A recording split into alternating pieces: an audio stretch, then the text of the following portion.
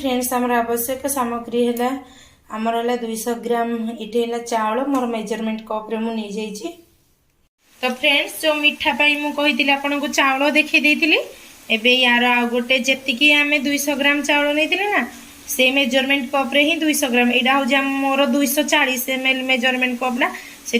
पर्यंत मोर 200 ml हो तो 200 ml मु क्षीर नहीं गली आ नड़िया कटा किछि आईटा ये रखी नड़ियार यहीटा को छड़े आपण मैंने चुन चुन काटे देखु पूरा जमी मिठाटा आमर धला आसो। तो चलतु एबे आम गोटे बड़ ग्राइंडर कप रे ताको ग्राइंडिंग करदबा। एटा देखो एबे ग्राइंडर कप रे नहीं ए नड़िया तिक को फास्ट आम ग्राइंडिंग करदबा। तो देखो फ्रेंड्स मुझे भाई ग्राइंडिंग कर दी टिके टिके जो खदड़ रही है आहरी पालिश करदबा आउ थे।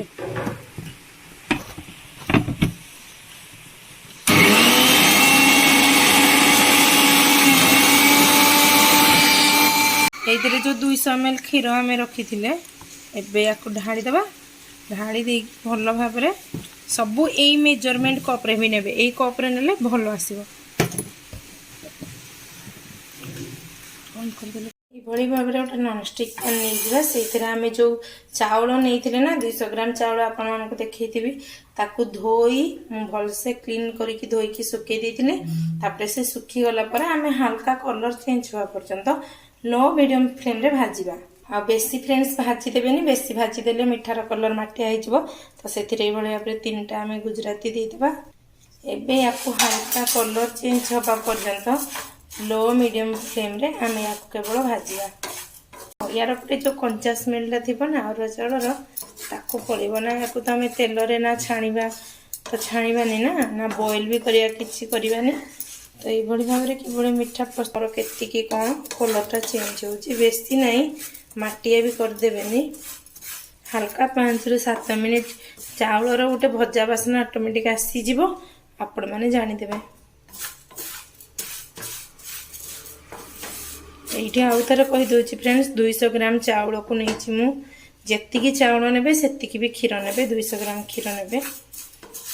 से चाउल को भलसे आपण मैंने धोईदेवे जदि जी न धोइबे उदा कपड़ा रे पोछीदेवे एटा तो ठीक कथा मते मन है हाइजेनिक नु तो मो चाउल को पूरा धोईकी ताको गोटे पेपर पकईकी मोर कुलारे फैन लगेगी सुखे देछि। वर्षा सीजन तो चली एमती तो खरा आसुनी तो या भलसे मुझे सुखे देछि आपण मैंने देखिपे टिके टिके कलर चेंज देखो मोर जी चाउल भाजबार दरकार थिला मुझे भाजी देछि आपण मैंने जानीपर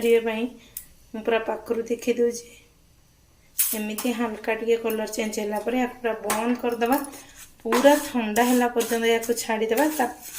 प्रोसेस मुझे देखी। देखो जो चाउल को आम भाजिकी रखी ताकू मुझे यही भाव में गोटे छोट ग्राइंडर कपटारे नहीं जाए छोट ग्राइंडर कप्रे नहीं जाइए जो चाउल को भाजिकी रखी एवं आम चलते पूरा फाइन पेस्ट करदे। जो चाउल को आम भाजिकी नहीं एबे देखो ताको पूरा फाइन पेस्ट ही पूरा बन देजी पाखर देखी दूसरी पूरा फाइन पेस्ट जदि आपंकर टे खदड़ रुए तो आप चल भी पारे। एबे चलते नेक्स्ट प्रोसेस को जीवा। तो यही भाव में आम नड़िया को बाटिकी रखीदे आ चाउल को भी गुंड करके देखते रखीदे एबे या हीट करदे गोटे नॉनस्टिक पैन को पूरा हीट करदे से हीट हो गला नड़िया और क्षीर मिश्रणटा को एबे ढाली दबा। एबे ढाड़ी की देखिबा एबे ढाड़ी की हमें देखिबा ये टिके फुटीबा जे ताको दबा आ एइतरे जो लागी जे ना एतरे आउ अल्प क्षीर दे के एबे याको एतरे ढाल दबा ये भी ताको फुटीबा को दबा ये भी फुटी जीवो फुटी गला परे ताको लो मीडियम को कर दबा नले से छिड़ी जीवो ना नड़िया और क्षीर मिश्रण ताको छिड़ी जीवो ताको सब बड़े लो मीडियम रे ही रखिबे।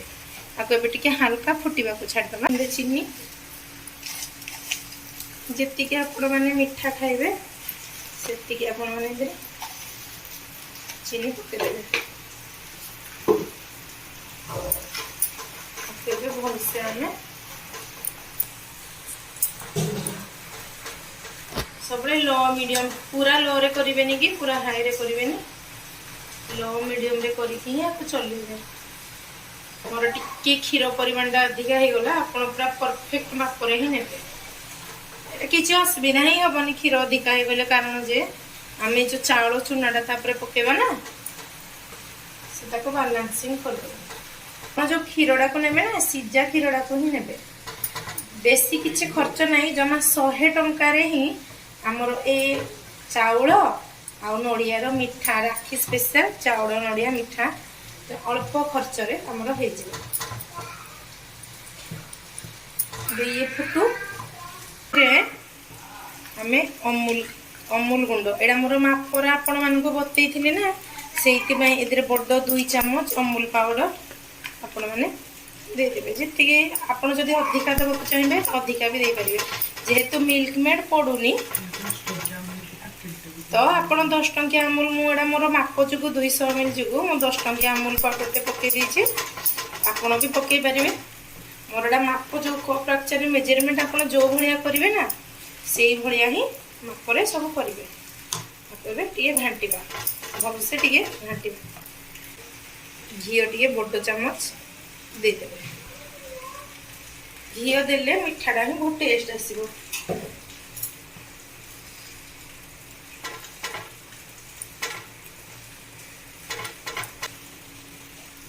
एबे हे गला एबे जो आमे चाउल चूना करके रखी थिले चाउल जो चूनाटा हमर करके ग्राइंडर रे रखी थिले ताको एबे पकेकी धीरे धीरे पूरा धीरे धीरे ताको आमे जदि आपन को किछि बहलिया लागी गला किछि व्यस्त हो नै आ टिके क्षीर दे देबे मैं से कहती ना मोर पानिया हेले भी किसी असुविधा ही ना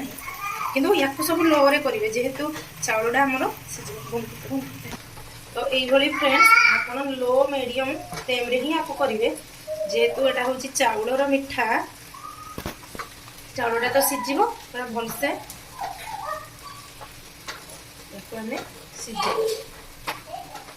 सीझीगला ऑटोमेटिक जानदेवे पूरा पालिश करके ही ग्राइंडिंग करेंगे देखो तो मोर ये धीरे धीरे सीझी आसलानी जमी आम गोटे जंतुनी से भाया प्रस्तुत कर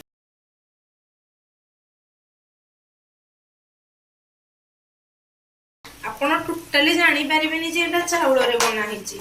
आपड़ जदि मिल्क मेड दबाक चाहिए दे पारे मुझे कम खर्च केमती भल गोटे राखी आम मिठा बन पार घरे थिबा एक्चुअली एटा 100 टंकार ही खर्च रे एते सुंदर मिठा देखो ये पूरा जंतुणी परफेक्ट हो गलानी आ टिके हम नॉन स्टिक रे ही नेबे आपण कड़ाई रे भी नहीं पारिबे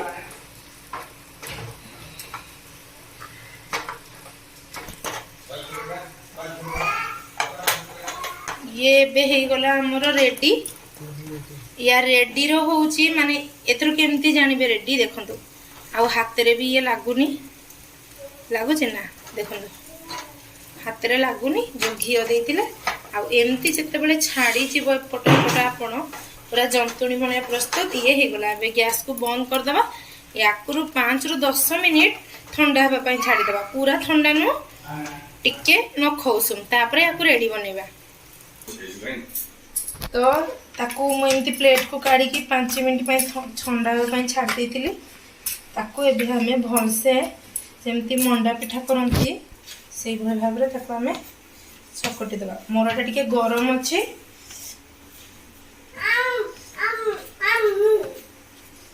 मो पुआ से सान पुआ हाम हाम मागिला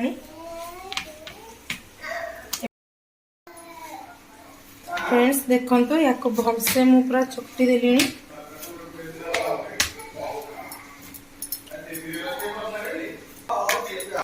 ये भाया गोटे सेप मु बने देइछि एबे आ गोटे सेप बनेबा को मु जाउछि तो देखंतु आपण मु सब प्रकार रो स्टाइल रो करके आपन को देखैबी काटी दबा आ जत्ते भलो रे या करिवे ना ये हे गला गोटे सेप करिकी एई भली भाबरे टिके भलो देखा जीवा पाई हमें जो ड्राई कोकोनट पाउडर ताकू एमदी आनिकी थोई दबा तो फ्रेंड्स देखंतु मु एई भली भाबरे तीनटा ऑलरेडी करि सारलिनी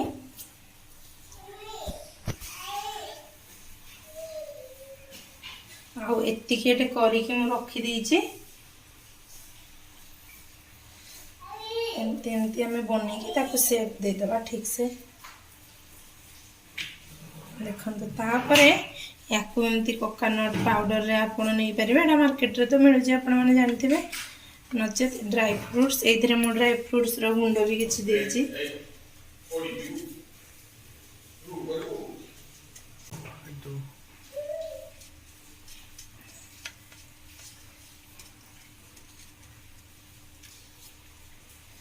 टिके एक्चुअली उषम उषम ताको कोटेड करले ही से पूरा कोकोनट पाउडर टाको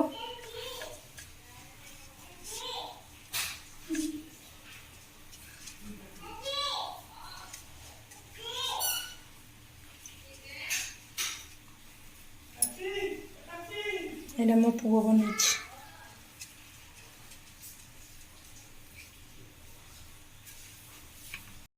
हाय friends, welcome to my channel. आपण मानक बहुत दिन पर मो चैनल को स्वागत। तो आपण मानक पई आज ये वीडियो टी आनी पकईछि राखी स्पेशल वीडियो। केमती इतनी सुंदर कम मात्र 100 टका खर्च करके इतने सुंदर मिठा कोभली भाव में आम बनवा ता ए वीडियो रे मु आपण मानक देखैछि। एडवांस हैप्पी राखी आपण मानक। राखी रो तो वीडियो आसीबो किंतु एडा हो जा एडवांस राखी। तो मुझे यार प्रोसेसिंग देखी दीचे आपण मैंने हबसो मो भिडटी आपण भल लगे लाइक शेयर सब्सक्राइब करने को जमा भूलें फ्रेंड्स। निश्चिंत मो परिश्रम गोटे लाइक करदे शेयर करदे सब्सक्राइब करदे। तो कई भाव में मो मीठा लगुचे मत कहीकि जनातु। Bye bye friends.